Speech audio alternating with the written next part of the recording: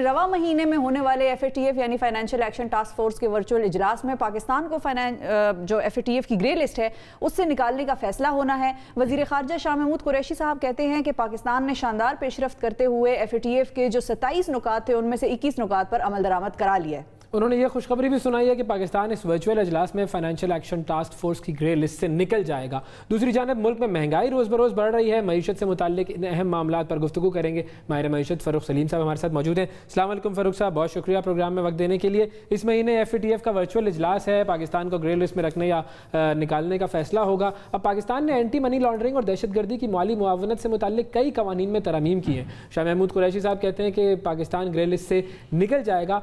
आप इस बारे में कितने पुरुमीद? और दूसरी चीज़ ये भी कि फरवरी 2020 में FATF ने यह तस्लीम किया था कि पाकिस्तान ने टास्क फोर्स की जानिब से जो दिए गए 27 मुतालबात थे उनमें से 14 पर अमल दरामद कर दिया है। तो अब बाकी मुतालबात पर कितनी पेशरफ्त हुई है? देखिए, हमें ग्रे लिस्ट में डाला गया था जून 2018 में और उस वक्त एक एक्शन प्लान दिया गया था।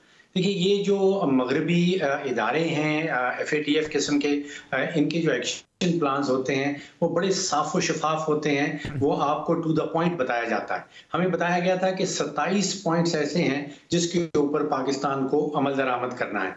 अब कई महीने गुजर गए, हम सुन रहे हैं कि उनमें से 14 पॉइंट्स के ऊपर पाकिस्तान ने काम कर दिखाया है, यानी कि कंप्लायंट हो गए हैं, और 13 के ऊपर अभी काम होना बाकी है।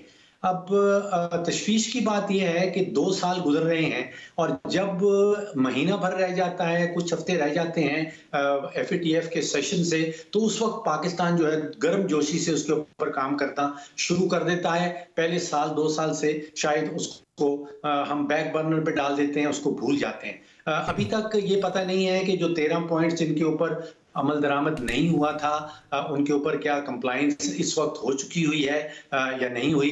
आपने जैसे कहा कि नेशनल असेंबली ने बड़ा तेजी से काम किया और कुछ नए कवानीन जो है कानून साजी इस हवाले से जरूर हुई है। लेकिन 3 चीजें हैं जिसके ऊपर हर मुल्क को जांचा जाता है, मेजर किया जाता है। उसमें से पहली चीज है कानून साजी, दूसरी चीज है इदारों की काबिलियत, यानी कि अगर पाकिस्तान ने कानून साजी कर दी है तो क्या पाकिस्तान के पास ऐसे इदारे हैं, इस काबिल हैं जो उस कानून साजी के ऊपर अमल कर दिखाएं।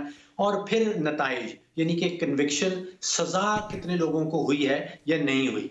तो जहां तक मेरा तज्जिया है, मुझे लग रहा है कि हम ग्रे लिस्ट में ही रहेंगे, क्योंकि हमने 13 पॉइंट्स के ऊपर अभी तक काम नहीं किया।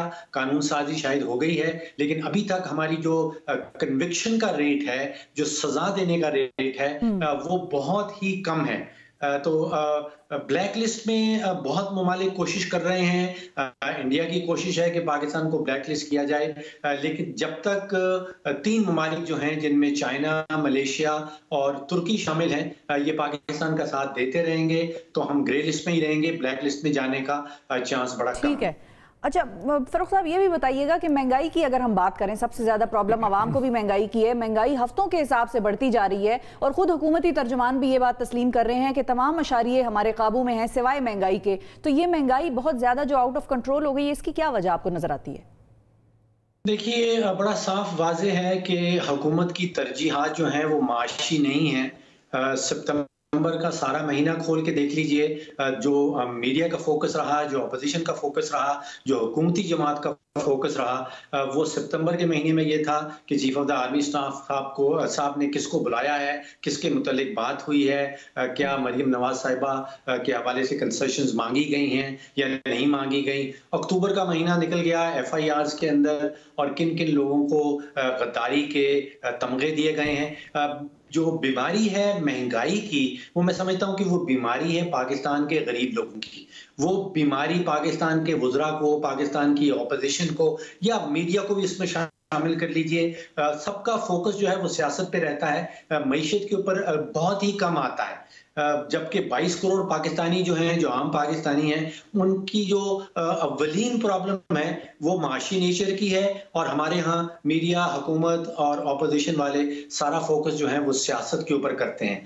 अब अंदाजा कीजिए कि आज मटर बाजार में 280 रुपए किलो बिक रहा है, टमाटर पूछने जाएं तो 200 रुपए में बिकता है। सब लाल मिर्च मैंने हैरान रह गया हूं कि 600 रुपए किलो बिक रही है। तो जो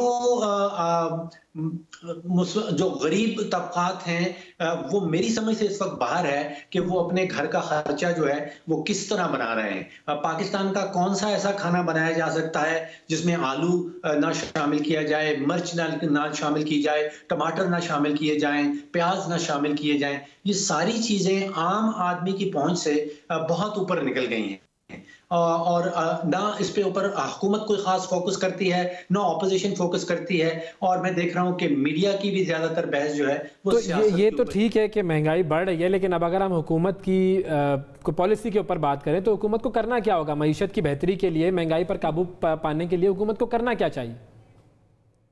देखिए, तीन चीजें जो आम पाकिस्तानियों के लिए जो टॉप ऑफ द लिस्ट में आ रही हैं। सबसे पहले तो महंगाई का मामला है कि महंगाई को किस तरह नीचे लाया जाए। मुझे ये तासुर मिलता है कि शायद हुकूमत ये सोच रही है कि डंडे का इस्तेमाल करके महंगाई को नीचे लाया जा सकता है। शायद टेम्परेरीली कुछ फीसद जो है वो कीमतों को नीचे लाया जा सके, लेकिन असल प्रॉब्लम जो है टमाटर महंगा क्यों है, मटर महंगा क्यों है, प्याज महंगा क्यों है, इसकी असल वजह यह है कि सप्लाई इनपुट्स जो हैं, आपकी खाद की कीमत, आपकी पेट्रोल की कीमत, आपकी बिजली की कीमत, आपके टैक्सेस का बोझ, ये हुकूमत ने इतना ज्यादा बढ़ा दिया है कि जो इनपुट हो रही है मटर के अंदर, टमाटर के अंदर, उसकी ट्रांसपोर्टेशन के अंदर, वो इतनी कीमत इसको बढ़ जाती है। और ये सारी बढ़ाई जो हो रही है, जो इंक्रीज की गई है, वो हुकूमत की अपनी अपना किया हुआ उसकी इंक्रीज है। बिजली की कीमत हुकूमत ने बढ़ाई है, गैस की कीमत हुकूमत ने खुद से बढ़ाई है, पेट्रोल की कीमत जो है वो जैसे ही हमारा रुपया गिरता है तो उसकी कीमत खुद से बढ़ जाती है। अगर हुकूमत महंगाई के ऊपर किसी किस्म का कंट्रोल करना चाहती है तो जो इनपुट कॉस्ट हैं इन सब चीजों की, उसको जब तक नीचे नहीं लाया जाएगा उस वक्त तक महंगाई को कंट्रोल नहीं किया जा सकता। डंडे के जोर के ऊपर महंगाई को मैं समझ रहा हूं कि बिल्कुल भी कंट्रोल नहीं किया जा सकेगा जब तक इनपुट कॉस्ट को आप नीचे नहीं। ठीक है। अच्छा फारूक साहब, क्योंकि आपने बिजली की कीमतें और गैस की कीमतों की बात की, तो उसी से मेरा रिलेटेड सवाल है कि पाकिस्तान के एक तो गर्दिशी कर्जों के हवाले से बताइएगा और फिर बिजली की कीमतों में इजाफे की क्या वजह, ये भी बताइए।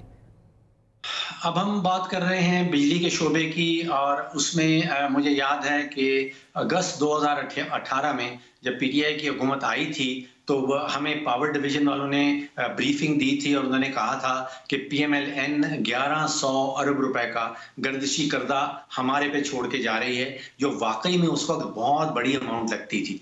अब हमें बताया जा रहा है कि वो बढ़ के तकरीबन 2200 अरब पे पहुंच गई है, यानी कि पिछले 2 सालों में कोई 1100 अरब रुपए का उसमें इजाफा हुआ है। इसमें 2 या 3 एलिमेंट सामने आते हैं। एक तो बिजली की चोरी है, दूसरा महंगी बिजली जो खरीदी जा रही है आईपीपी से।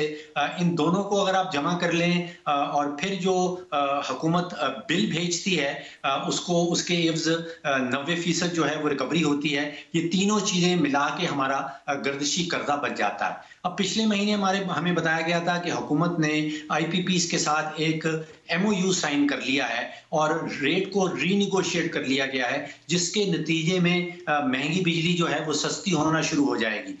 ये पिछले महीने की बात है। उसके बाद से कम से कम 2 दफा बिजली का टैरिफ जो है उसका रेट बढ़ाया गया है। इसका मतलब ये है या तो जो एमओयू साइन किया गया था उसकी कोई वैल्यू नहीं है और या उसके नतीजे में कुछ भी नहीं निकला।